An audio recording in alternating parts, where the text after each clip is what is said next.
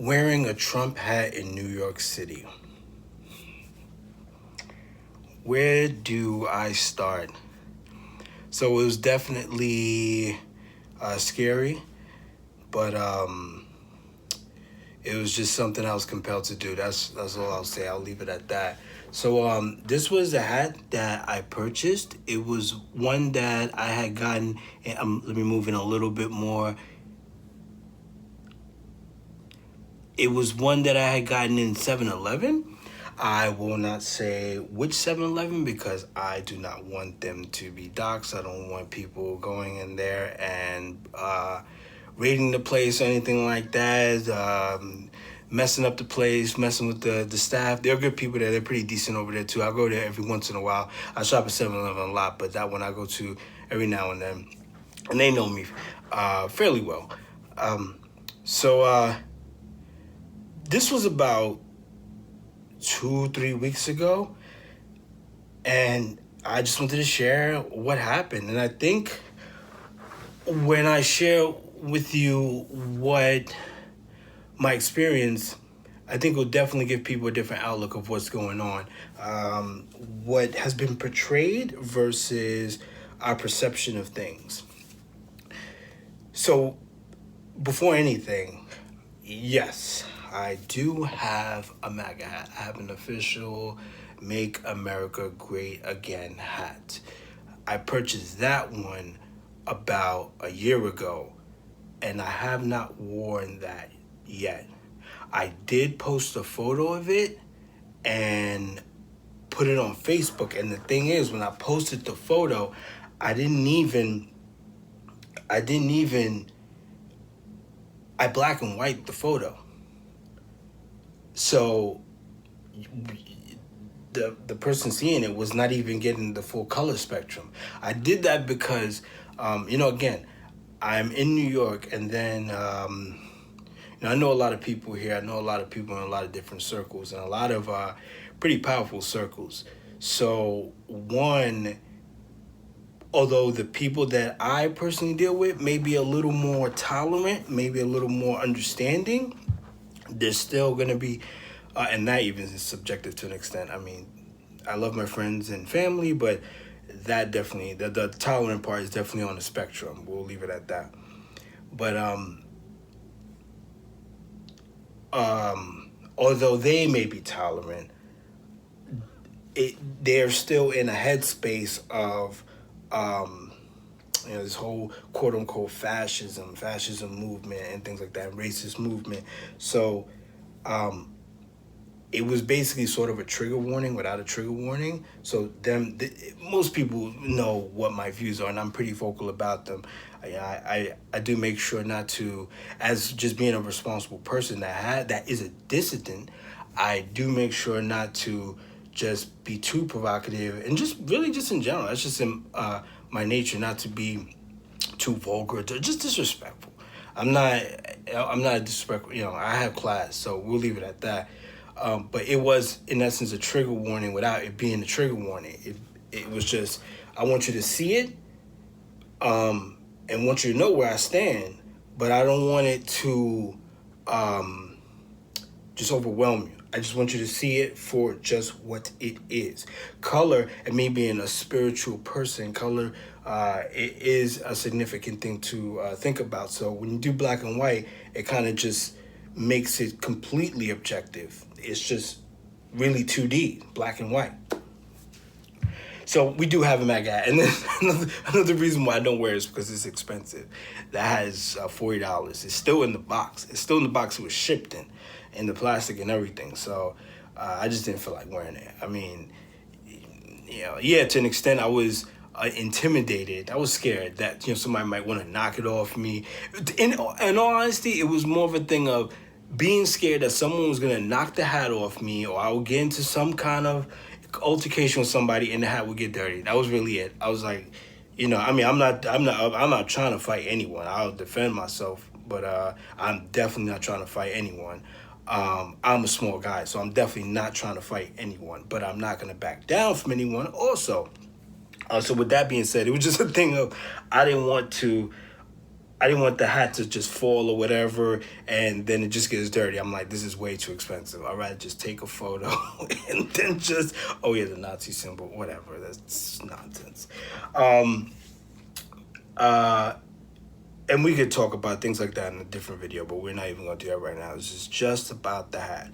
So it was just, I didn't want to get it dirty, but we still have the hat. So I found this and I bought it. And the thing was, I was compelled to wear a Trump hat in New York City. I was compelled to do that.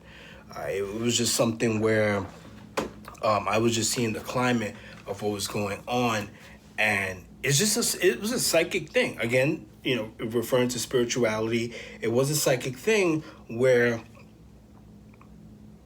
you just could kind of you have to shake things up a little bit, and it was just, you know, I go into the same circles, or just being in the city, and it's just like everyone is just scared. You know, everyone is just, they don't want to shake things up. They don't want to, or rather, they don't want to step out of line. They don't want to, excuse me. They don't want to stand out, and that's completely understandable. But it is needed. It is needed, and I will explain why. Because basically, in essence, it's needed for a point of reference. Excuse me. So, what happened?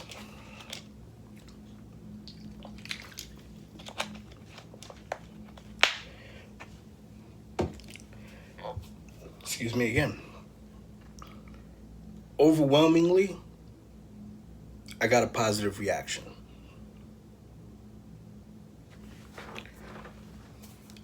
Yes, in New York City, overwhelmingly, we had gotten a positive reaction. Most people were very receptive, and they were very kind, and that was actually a good thing, because I was a little bit worried about how people perceive me, or how people treat me, rather. I've witnessed the harsh reality of being a dissident, and then someone that you have a relationship with just totally go 180 on you, just totally treat you differently, like you're just a common criminal, and you must be exiled, you must be executed. So that does worry me. Of course, it's a thing of just being yourself, but that does worry me. I think it's just human nature. It's just sad. It's really just heartbreaking. It's like, oh man, you know, hope this person, you know, doesn't, like, it's not gonna act crazy around me. Anyway, so what happened? How it happened? So again, I was thinking about getting this for some time, and I ended up going to a 7-Eleven, and what was crazy was that there was this kid. There was this Asian guy with his son. Son had to be like 7, 8 years old, and they saw me by the hat, right? But since we're living in this culture of where free association is dead, when I get the hat, I'm looking at the kid's face purposefully, just to see how his reaction, and just kind of like, yo, like, you know, like, yeah, I'm on that side. You know what I'm saying? And I saw the kid's expression, and again, since free association is dead, he was not allowed to make eye contact with me. So he's like looking into dead space, just into the ether, right? But you see their expression, and the expression you can see from just their body language, their facial just structure.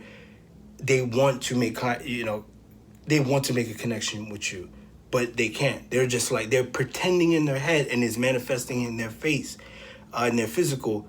I don't see nothing. I don't see anything. And this stuff like this just pisses me off, because, when it's a kid, it's, it's like a child is an innocent manifestation of one's human essence. So when you see that, when they basically cannot be themselves, it's just a little too much for me. It definitely pisses me off, and it becomes a thing of, okay, how much for the hat? Yeah, here's my card. So it was just like that.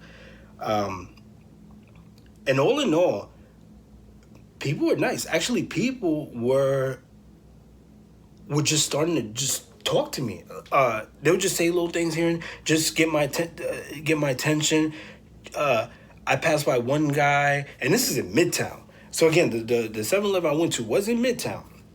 There was this guy who he was watering the sidewalk, cleaning the sidewalk, and I don't know this guy. I pass by the street all the time. I don't know this gentleman, but I do pass by this particular street all the time, and he's cleaning the sidewalk. You know, you guys host clean the sidewalk, and he just out of nowhere just greets me. He just says, "Good morning, sir." And I'm like, "Hey, yeah, good morning, yeah." I see this black woman, this African woman, says the same thing. She was like, "How you doing?" Older woman. And I'm like, "Oh, yeah, I'm great." You know, she was like, "Have a nice day." I don't know these people. I've never seen these people. Again, I pass by this neighborhood pretty often, but I don't know these people. And then, you know, and I had a couple other interactions. I can't really remember them, positive interactions. Just a couple people would just say, "Nice hat, man, nice hat." So that was cool. But overall, as an aggregate, most people were pretending they didn't see anything. Between that or them noticing me, basically pretending not to see anything, but then also noticing everything around them. You know, who's reacting, who, you know, what, you know, just taking just calculating the space around them.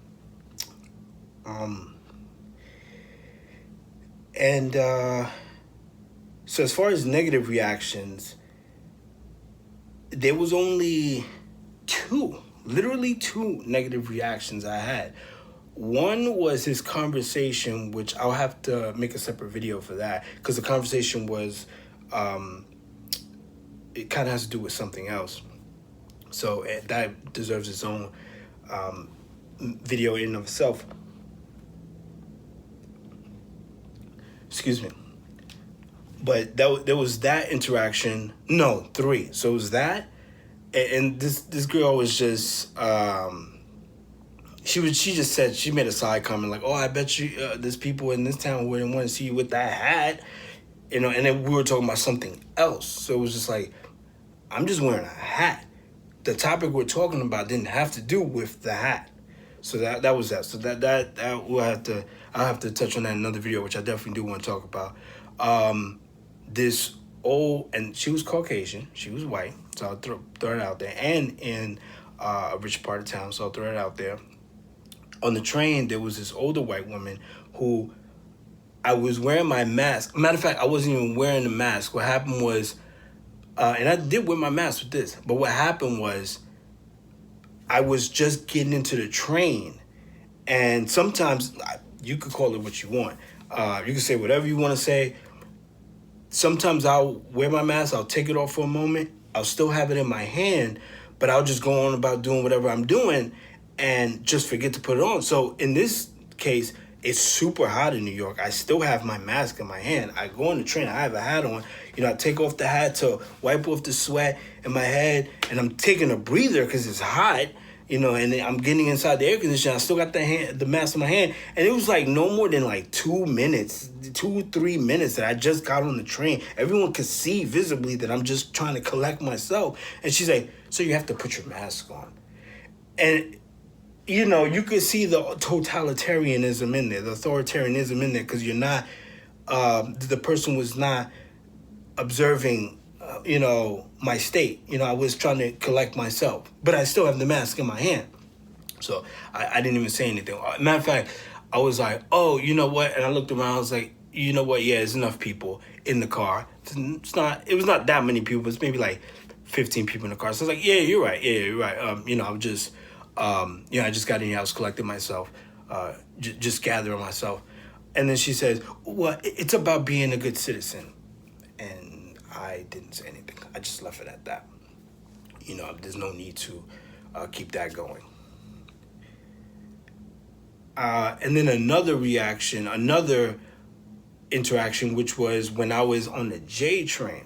That interaction was on the train. That was on the 6th. Just throwing that out there, just so fellow New Yorkers get some perspective. The other interaction was on the J train. And what happened there was I was coming into the city. We were already in Bushwick. So this was like approaching Myrtle Avenue. And this guy says, this black guy, he's already, when he comes in, he already looks kind of crazy. Not super, schizo or anything like that, but he just looked like he was a little stressed out, a little on edge, had a chip on his shoulder. So he's like talking to himself, like rapping to himself. He starts spitting on the ground, what have you, just kind of walking around the car, whatever, looking out the window. So then he comes up to me. He's like, "Yo, you better take off that hat, he said, you better burn that hat, or I'll burn it for you." And I didn't say anything. I just left it at that. And he said it's real loud, so everybody heard him. And then just before he gets off his stop, he pretends like he's getting a gun from his book bag and goes like this. Just before he's leaving. And he smiles like, "Oh, I got you." And it not really, but, it was like, "Oh, okay, yeah, all right." And of course, it's expected, me just knowing the climate. But again, that was it. Literally could count with my hand the number of bad interactions. And then also, to put this in perspective, I had the hat on for a week. I am not going to wear the hat longer than that. So, I'm definitely not, I'm not suicidal, or just not a dummy.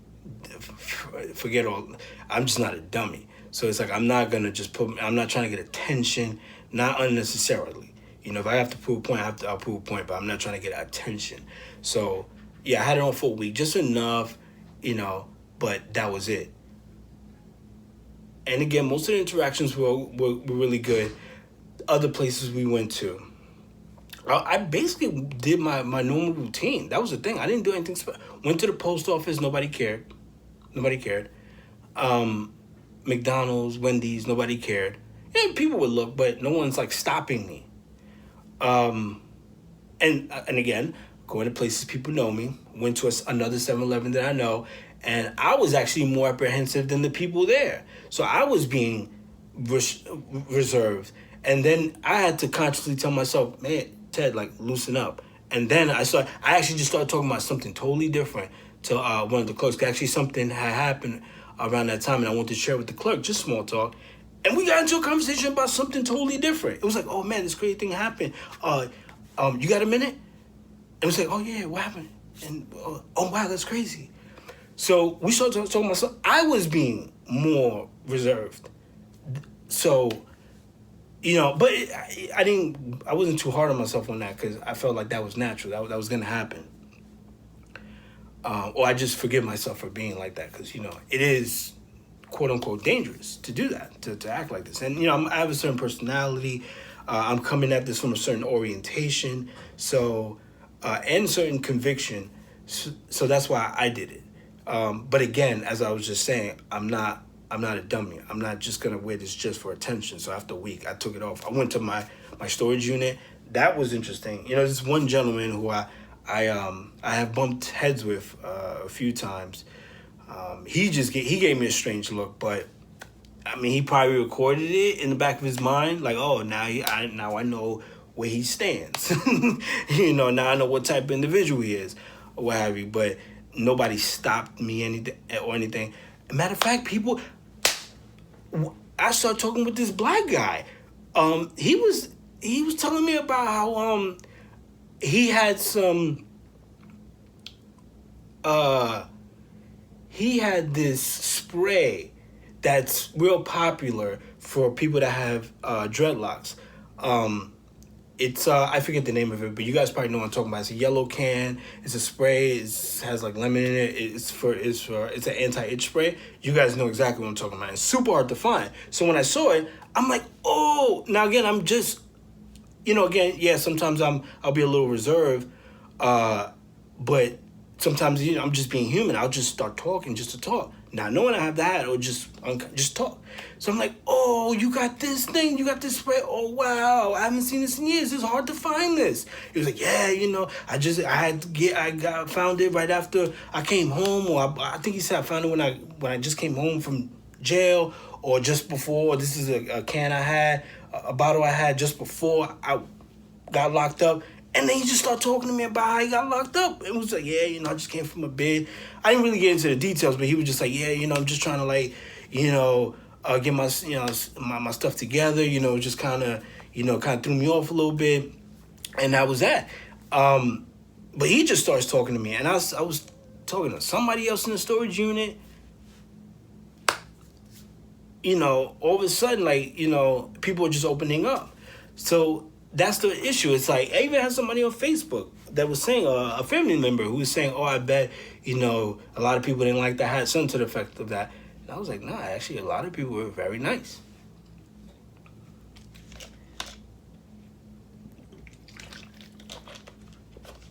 I don't know if you can see this. I hope 7-Eleven doesn't try to ban me from, I just said the name brand. But, I hope they don't try to ban me for this video for having the water. Anyhow, so I told this person, I said, my family member, nah, people are actually nice on Facebook. It's in writing. Like, no, people are actually very nice. They're very polite. So we definitely, there is a culture of fear. Free association is dead. But where people's minds are and where their hearts are is a totally different thing. And just the fact that I could walk around New York City, not bothered, not jumped, that says a lot. Now, are these other instances tragic? Yeah, of course. But at the same time, those are isolated incidences, and we can't look at that and judge everything based on that. It's just more of a reference point. And that's really what they're trying to do. It's just a gang mentality. It's, intimidation, and people will fall in line. So play it smart. I wouldn't tell someone to wear a hat. I was just thinking about another place. I was in the post office, and this guy, he came up to me, he's a black guy. It's like, oh, Trump 2020. It's like, yeah, man, these liberals are crazy. And I was just like, yeah, I don't like to look at it like liberals. I get you. Whole left-right paradigm, what have you. So I don't like to pick sides. But yes, there are some liberals that are just a little out of control. What I said was, just in general, people are going crazy. So, this is just a thing that is, we're facing an issue with the human condition right now. So that's basically what's going on. I didn't say that, but I was just like, yeah, it's not just liberals, everybody's going crazy. But yeah, totally, absolutely. Liberals are a little out of control. We need to figure something out. And he was like, yeah, man, Trump 2020, but everyone's being super cool. Black people. That was really what was very telling. People of color in general, just throughout the spectrum. But yeah, so we're getting these mixed messages, but that's not matching up with reality. So, and again, I wouldn't suggest anyone go out with the hat. I'm not telling a bunch of people go out with the MAGA hat on. That's on you. You have to know, what your objective is and how you're going to play, how you're going to play it out. But don't let fear guide you. Let it be more of just an objective thing of, it's just not worth it for me, or maybe not right now. But don't let it be fear like, oh, I'm going to lose my job. Of course, I understand. It's the silent majority. There's a reason why they call it silent majority. But if something is telling you, then just play it smart. That's what I'll just leave it at that. Just play it smart. Or just leave it up to people like me. Just leave it up to show me support. Leave it up to people like me, and that's good enough. But definitely at the very least, at the ballot box, do what you got to do. Do the right thing. Know what you got to do. And we can get into Republicans and Democrats are the same. In all fairness, it's really just a representation of the macrocosm, just society as a whole. that's all it is. And again, that's really just keeping it short, but it's really just a representation. I can't think of the word right now, but not metaphorical, but basically just a representation of what's going on, a mirror image per se of what's going on in the real world. So it's just a thing of, yeah, just cast your vote, do what you have to do, and show support. But that's basically it. Uh, you know, un, you know, didn't have a bruise, didn't have a black eye, nothing like that. A couple weird encounters, but that was expected. Yeah, so and it was actually a blessing. It was really literally a handful, so that's good because I can live to tell the story and then let you guys know, like, look, this is what's really going on. Like, it's not like people, their mind and their heart, especially their heart, is in is in a different direction. It's not it's not with what the popular culture is going. People have a different opinion, a different take on what's going on. So yeah, and again, New York City. So I love my city. Born and raised in the Bronx, and that's another thing. Born and raised in the Bronx, in the ghetto, the South Bronx. Prospect Avenue, and Home Street. Davidson Project. So, there went to 198, went to a high school in Flags 98, went to high school in Frederick Douglass, then went to college in NYU. So with all that being said, I've seen the changes my city has gone through. So I'm definitely going to take a stand, where it's like, look, I don't need this man I'm not looking at him as a savior, but I'm looking at it as a representation of, where I stand with what's going on in the world. I don't need this man, but, this is a representation of where I stand. Like, I don't like this. I don't like what's going on. And a lot of people don't. We worked hard and we live here, We're from here. This is our home. We're not going anywhere. So, it's going to be what it's going to be. Thank you for watching.